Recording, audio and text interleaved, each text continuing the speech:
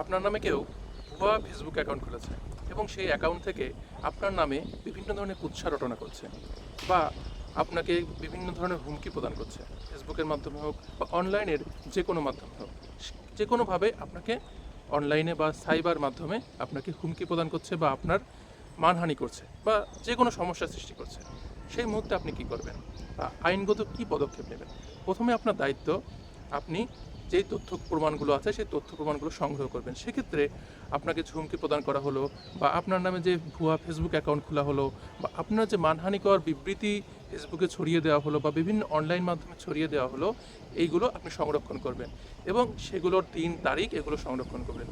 এর পরবর্তীতে আপনার কাজ হচ্ছে, আপনি নিকটস্থ থানায় যাবেন এবং নিকটস্থ থানায় গিয়ে একটি জিডি করবেন, অর্থাৎ আপনার যে ডকুমেন্টগুলো আছে এই ডকুমেন্টগুলো সঙ্গে দেবেন এবং একটি জিডি করবেন।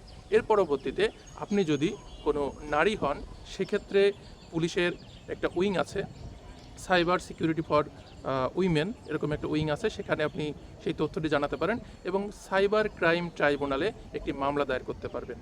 সেক্ষেত্রে আপনি সাইবার ক্রাইম ট্রাইব্যুনাল ঢাকা, অর্থাৎ বাংলাদেশে একটিমাত্র সাইবার ক্রাইম ট্রাইব্যুনাল আছে, সেখানে আপনি মামলা দায়ের করতে পারবেন।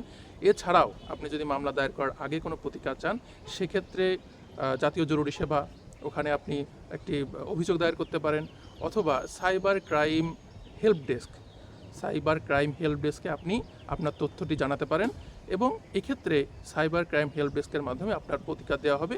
যদি প্রতিকারটি আপনি সাইবার ক্রাইম হেল্প ডেস্কের মাধ্যমে না পান, সেক্ষেত্রে সাইবার ক্রাইম ট্রাইব্যুনাল আপনি একটি মামলা দায়ের করবেন এবং খুব দ্রুততার সাথেই আপনি আপনার প্রতিকারটি পাবেন এবং আপনার যেই মানহানি হয়েছে বা আপনার নামে যে ফেসবুক অ্যাকাউন্ট খোলা হয়েছে বা যে আপনাকে এই সমস্যার সম্মুখীন করেছে, তার যথাযোগ্য শাস্তির ব্যবস্থা আপনি করতে পারবেন।